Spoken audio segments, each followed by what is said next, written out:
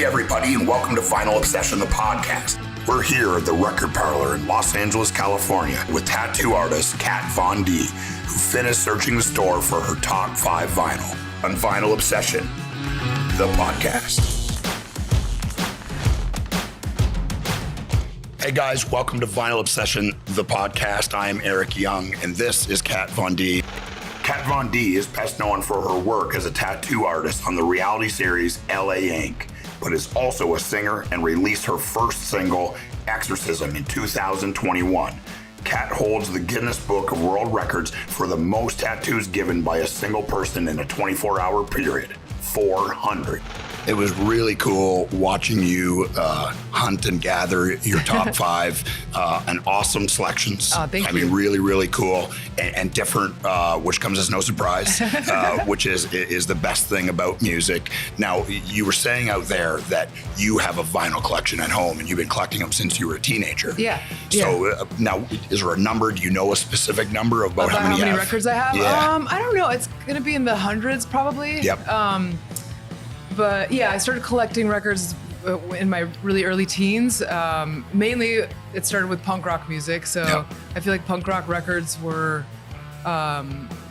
pretty accessible during, I guess, my time as a teenager. Yep. So yeah, and I discovered a lot of really great music through those records as well. Yeah, can you remember like one that you bought because maybe the cover looked cool and you didn't know who it was and you took it home and listened to it and were blown I feel away? like I've done that a lot of times. I've been able to discover bands that I've never heard before based on just like the album artwork. Yep. Most of the time they're hits and sometimes they're misses, obviously. But you know, you look at like album covers like Destroyer, like the Kiss album. Yep. Like I remember as a child, like seeing that, and I was like, "Whoa! Like What is this? I'm gonna put this on, and it's gonna be like raw, you know." And then you're like, "What? This does not match like the sound." I still like it, you know. Yep. But yeah, and even then, I think album covers like that definitely inspired certain aesthetics or ways of dressing for me and for tons of other people too. All right, so now we're gonna go through this list. Go through the 5 albums, no particular orders, take them out, and we'll talk about them. Deep dive. Okay. Vinyl number 1. I mean, the first one is going to be this rare specimen, The Cure, Disintegration.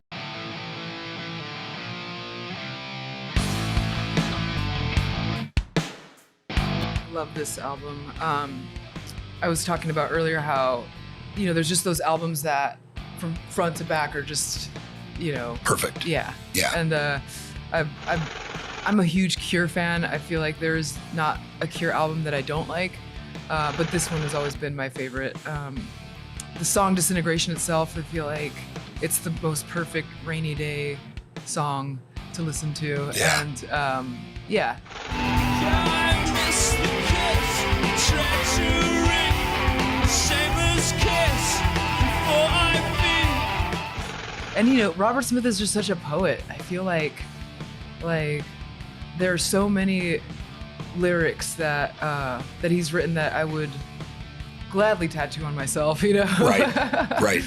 A way with words. Yeah, and it's like emotional.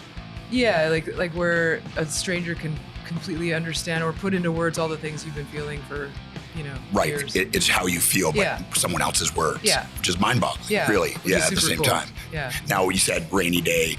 Like, can you listen to The Cure at any point during any day? Oh yeah, if there's sun out, yeah, for sure. Yeah. But sometimes when it's like, raining. I don't go to the beach. I'm not a beach person, but if I did, I could still listen to Disintegration on the beach, I think. Yeah.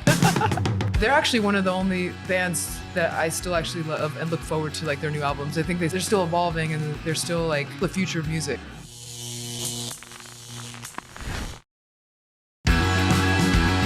This is Vinyl Obsession, the podcast, and we're back with tattoo artist Kat Von D. All right, second one. Okay, second one. Vinyl number 2. Well, speaking of which, Depeche Mode.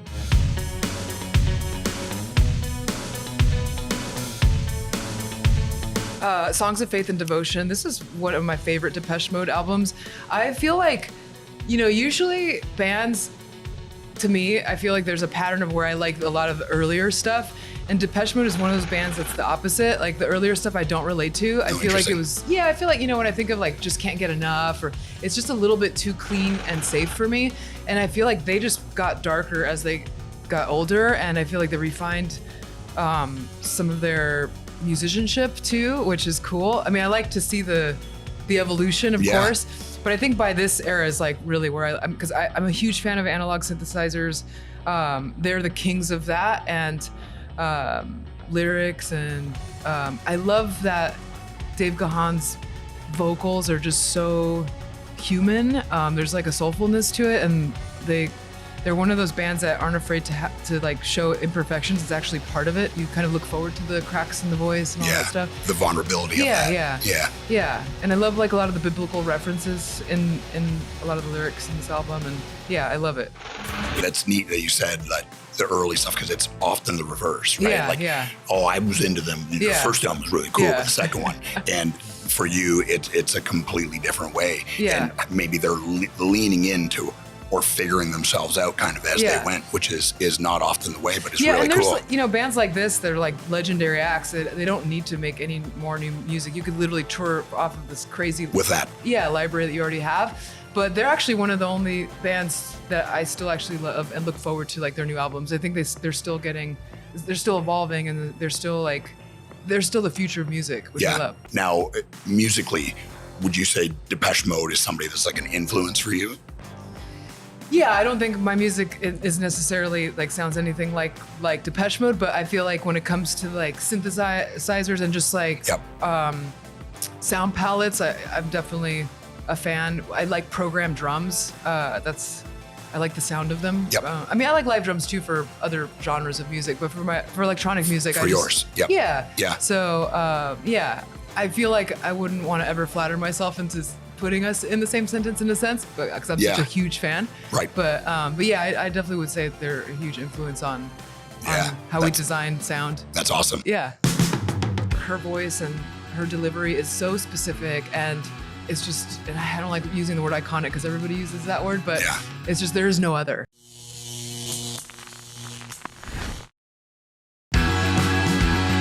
Welcome back to Vinyl Obsession, the podcast. Today, we have tattoo artist and singer Kat Von D talking about her top 5 vinyl. All right, number 3. Vinyl number 3. Motorhead.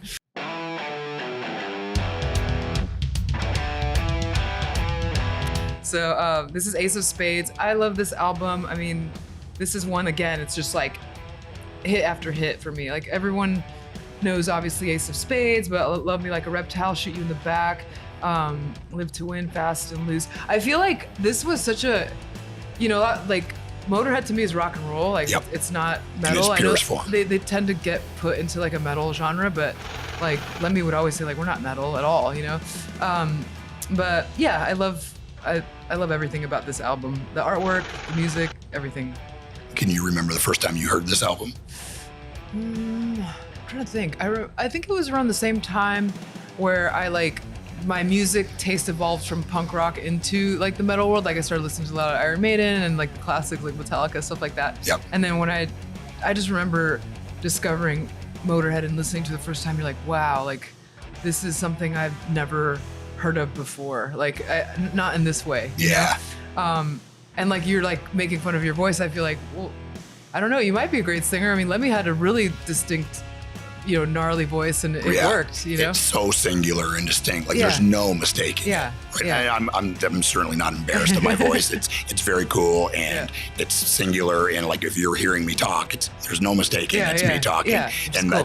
that's how it. I mean, no one would say, he's a classic voice, but for that kind of music and for the lyrics that he wrote and for Motorhead's kind of the whole package of Motorhead, it was perfection. Totally. And I mean, a lot of people don't know this, but like Lemmy did a lot of the artwork that, was on a lot of the other albums and even some of his merch and stuff. And he's one of my most favorite people on the planet, and I miss him every day. But I remember like going to his house a lot, and he'd have just like piles and piles of books where he just had different limericks and poems and stuff that never really saw the light of day, and everything was just gold. He was just so great at it, and he was really like, excited to play and have an audience, and he continued to write until the day he died. I just something very admirable about that. I don't think I don't think there will ever be another Lemmy. You know? Yeah, there certainly can't be duplicated. Yeah, One of those people, just singular in every way. Yeah, that's such a cool way thing. Cool, yeah. To being a fan of discovering them and being a fan and then getting to meet him and hang out with him and go to his house. Yeah. That's such a special thing. Yeah. And I can say that I'm jealous. Oh. Yeah, very cool, very cool. All right, number 4. All right, number 4. Vinyl number 4. Bjork.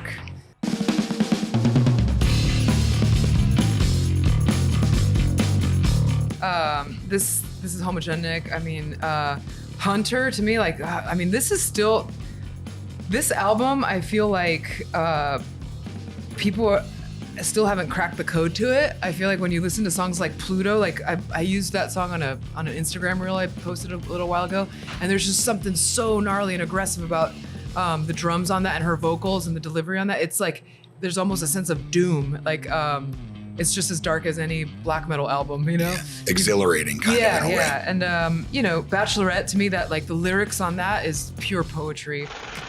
You know, like I said earlier when I was looking at the record store, like there are only like a few musical acts on this planet that are just so distinct, and there can't be another person like that. Like Bjork, her voice and her delivery is so specific, and you know, you just like her, Morrissey, Axl Rose. I feel like there's like some singers that you're just like, it's just, and I don't like using the word iconic because everybody uses that word, but it's just, there is no other. Right. You know? Yeah. Singular. Right. Is that a thing? For me, I don't know a ton about her, but I grew up in Canada, born and raised in Canada, and I remember it played on Much Music, one of her videos. Oh, yeah, and I was just Much like, Music. Yeah. I was like, what? Oh, her music videos are so cool. Everything about her is pure art, you know? Yes. And she just like every single thing. Yeah. And now do you feel like it's that she cares about all of it, right? Like she said, this is what it looks like. This is what the cover looks like. This is how the music video is shot. This is how it feels. All of it. Because the art is above everything else. Yeah. And she doesn't care about being popular. Yeah. Right? She just cares about the art. Yeah. It's like in her, and she's got to let it go. To that. Yeah. Yeah, it's beautiful. Yeah. Yeah, absolutely beautiful. Yeah, she's the coolest for sure. It's awesome. So much talent and tiny little body. Yeah. I love horror movies, and I just remember literally feeling scared watching this music video, and I had never experienced that with a music video. And I was just like, like my worst nightmare just came true, you know?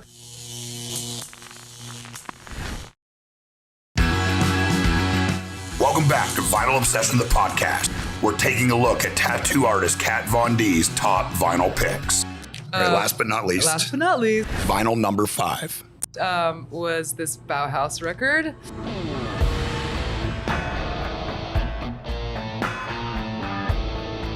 And like I mentioned before, like Double Dare and In the Flat Field, those 2 songs for me are one of my all-time favorite songs. I feel like there's just something almost tribalistic about it, especially in the drums and just in the delivery of the vocals. But I'm a huge Peter Murphy fan. I feel like one of my bigger musical accomplishments was to be able to do a song with him on vocals as well on my first album. And just to be in the same sentence with him is like the coolest thing ever. I just think he's so great. Yeah, that's awesome. Yeah. Now, how did you discover this band? What led you to it? I feel like I don't exactly remember when the first time it was that I listened to Bauhaus. I feel like there was like an era where I discovered post-punk in general, and that's when we started listening to The Cure and Susie and the Banshees and Depeche Mode, and I feel like Bauhaus kind of gets clumped into that group. Genre, even though I wouldn't necessarily say they are. I don't know. They're their own thing, you know? In around that time, though. And a lot of like your selections I find the word, I'm saying it again, but singular. Yeah. Right? Like, this is singular. Bjork is singular. Yeah. Motorhead is, I think tons of people have tried to be like them. Yeah. Right. And they get inspired. Yeah. Or inspired by them, which I think is important in music. Yeah. Not the lineage, but like obviously when you're young and before you were a musician, there's things that you listen to that inspired you. Sure. To be a certain style or sing a certain way or musically put melodies together in a certain way. And I think that's cool. Now, is there somebody that you would say that maybe they listened to, Bauhaus listened to, that's something that inspired them? Oh, I don't know. There's tons of bands that are I'm certain influenced by Bauhaus. But I think like going back to what you were saying about like that specific authenticity, like I think Bauhaus has like hit that corner for me because it's in everything that they do. Like I remember seeing the music video for that song The Mask, and which is not on this album, it's on the Mask album, and I remember it looked like a horror movie, and I love horror movies, and I just remember literally feeling scared watching this music video, and I had never experienced that with a music video. But there's like a part of the video where he's like kind of laying down, he looks like a corpse of some sort, and then all of a sudden he just sits up and looks at the camera, and it's one of those like like zombie moments, and I was just like my worst nightmare just came true, Yeah. And one thing that I love about that song in particular is that it is so ugly, and it has to be that ugly for it to open up to these really beautiful like spidery guitars at the end that just make you want to cry. I feel like nowadays people don't really care for like that slow burn build, and like to me those are some of my favorite songs. Yeah, I love that too. Yeah. I think how you're saying about that feeling of watching that video or seeing their art, and then the soundtrack of their songs playing behind, it's the full experience. Yeah, or just like feeling that high or that thrill, It's like very few bands do that for me nowadays, I don't know what it is. It's like it's lost a little bit of and that. they definitely do it for you, which is why they end up in the top 5. Yeah, that's right. Yeah, that's awesome. Now, is there anything that you're working on right now, new album, new stuff that you want to get out there and talk about? We just finished writing the next album. Doesn't sound like Bauhaus, but right. It's it's my own world that I've created. Yeah, and that's something that you've kind of, that world that you've gone down. How exciting is that for you to be creating your own music now? I think most people know me from the tattoo world or from when I used to have a makeup line and things like that, but not a lot of people know that music has always been like my first and foremost biggest passion. Like I was classically trained in piano since I was 5, and so music has always been like, I probably should have put a Beethoven song in there, but in my top 5, but I feel like that it would have sounded so pretentious. Like I remember seeing like a reel on Instagram where they were like interviewing actors on red carpet, asking them what their favorite like films are, and it's like films that nobody's ever heard because they're just trying so hard to be cool. Yeah. And I'm like, no, I'm just gonna like pick songs that I just absolutely love and that are important to you. Yeah. But anyways, so I think for me, music, it's kind of a little bit of what we talked about earlier. It's like, I love tattooing, I love drawing. The connection that I make with a person when I tattoo them is so intimate, and it's so direct, one-on-one. And music has been able to do that for me on like with a larger net. Like so, like it's not just one. Yeah, like I'll release a song and I can see that people respond to certain lyrics that, like you were saying, we all perceive lyrics in our own way, and or something that means something to me is going to be different for you, and you become part of their life in that way. And I think that there's something very sweet about that, and I love that. I mean, I've always had a big connection with fans, and I like, I guess being a loner all my life and not really feeling like I really belonged anywhere, like even within my own family unit. I feel like when I connect with fans or followers, it's kind of like the family I never had, and to be able to do that through music is like, it's just the coolest. Yeah, and then to play exhilarating. live, over your art. Yeah, that's cool. I mean, like very similar in a way is my job, I guess, is I'm a professional wrestler, but one of my biggest passions in life is just talking about music, listening to music, all different kinds. It doesn't matter. So watching you and listening to you speak about music and how excited you were flipping through and like finding this band and finding that band, that's a drug, right? It's a drug. And can I tell you something that's off topic? Yes. So like, I didn't go to high school, I dropped out, but so my school years are generally, I refer to my elementary years and then my middle school. But in middle school, I was the queen of the mat. I took like, I did like a wrestling. Not a guess I would have made. So like I joined the wrestling team, and I'm sure we were like a bunch of like pathetic little nerds, but cause it was like in 7th grade or something, but I ended up beating every weight class, like from like, whatever, the smallest to biggest, all in a row, and I was queen of the mat. Queen of the mat. And so that to me was like one of the biggest highlights of my school years. Yeah, that's awesome. So listen, like buy her albums or she'll find you. I'm like, I swear, like, we have more in common than you think. Yeah, I'm just kidding. The cool thing about music is that we can sit here, two people from two completely different worlds, and have this amazing conversation.